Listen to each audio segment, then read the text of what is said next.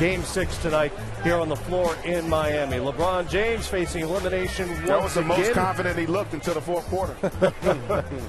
And there's Tim Duncan, who had a flashback to about 2003 for 3/4 of this game. He was remarkable. That's why he played sweet. He played big. I think he took it kind of personal, C-Web. A lot of times he got it. He was waiting for the double. The double never came, so he said, you know what?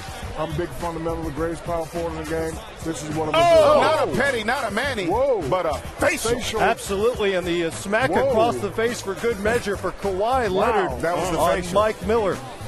I thought it was just a face-to-face dunk with the smack for added emphasis. Mario Chalmers, bonus offense out of the Heat. He had 14 at the half, and they found themselves down. That seemed like an ominous sign for the defending champs. Duncan posts up Chris Bosh. He hit his first 8 shots in this game. There was a play early in the first. Actually, it was Chris Bosh. He hit his first jumper. I seen the look on Tim Duncan's face. He came out, hit a shot at the glass. He was like, okay, here we go. But look at him, the young fundamental right there. Great pass by Diaw. Great finish by the big fundamental. 11 of 13 in the first half for 25 points at the break. Boris Diaw dives for the loose ball, finds Tony Parker and 1. Spurs up by 4. Tim Duncan put them in a position where they could have control going into this second half. And Kawhi Leonard, just another all-around solid performance here, just making play after play for the Spurs. The Heat turned it over 15 times in this game. Leonard taking advantage there. James off on the 3. They're going to continue to give him that shot. Luckily, late, before it's overtime, he hit, I think, 2 of them. But you see the big fundamental playing young. He putting up them C-Web numbers. 12 out of 15.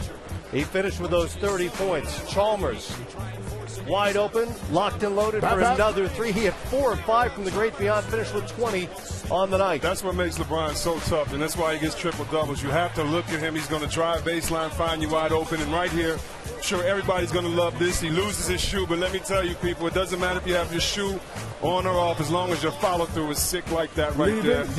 Knocks it down. Sock it to him, Mike Miller.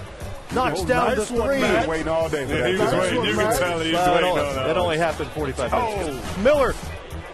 And then it's LeBron. And keep in mind, this entire run came with both Bosh and Wade on the bench. LeBron James, 16 points in that fourth quarter. No headband and no headband. You know what? We may not see the headband in Game 7. I'm interested to see if that's going to be the case. That'll be a discussion for the next 48 hours. James with the block on Duncan on one end, the bucket on the other end, and this was one of those moments where he just reminds you of his absurd talent level. Yeah, he's a very talented player. I said before the game, when you're a superstar player, you got to force your will on the other team, and that's what he did late in the fourth quarter. Had 16 points in the fourth quarter. Actually brought him back. The others got confidence off the way he played, and they were able to win this game. 7-0 Miami run gives them the lead at 84-82. Actually, it wound up being 8-0. Buckets. Parker hits the step-back 3. And I thought the Spurs were going to win at this point. Yeah. I thought this game was the Spurs. Another turnover by Miami. It's Parker with the steal on the other end. Tony all the way. He was 6 of 23 to get his 19 points. That's either travel or great feet work. I'm not sure yet. Spurs up 91-89 inside a minute. James inside loses it. The Heat fouled Ginobili on the other end.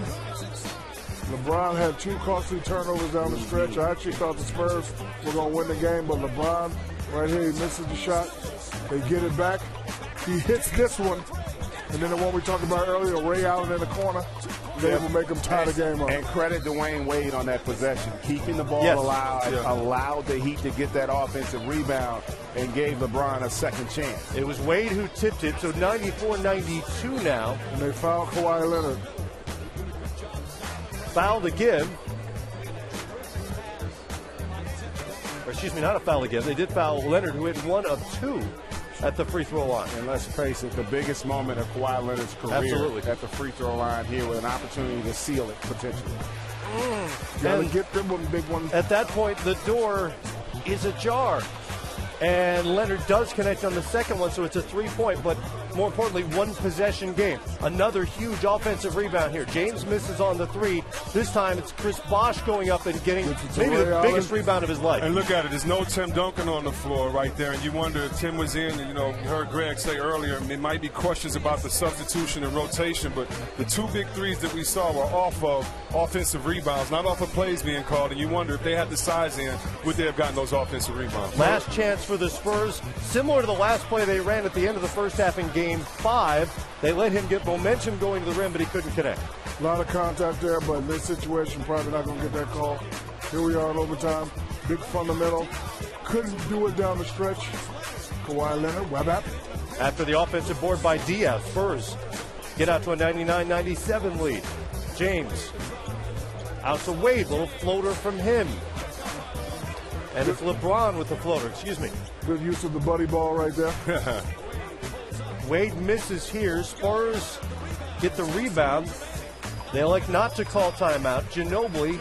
And not to sub in Parker. Parker's on the bench right now. And Ginobili turns it over. He had 6 of them. The star of Game 5 had a rough go of it in this one. 2 of 5 A lot of from the contact field. there, but probably not going to get it. Officially 8 turnovers to go with his 9 points. Last chance for the Spurs and a block by Bosh. Let's give Bosh credit. Offensively, hasn't had the kind of numbers, but keep in mind, with his responsibility having to deal with Tim Duncan in essence by himself, he came up big. Offensive rebounds, block shots down the stretch. He made the effort plays to help his team get to a 7th game.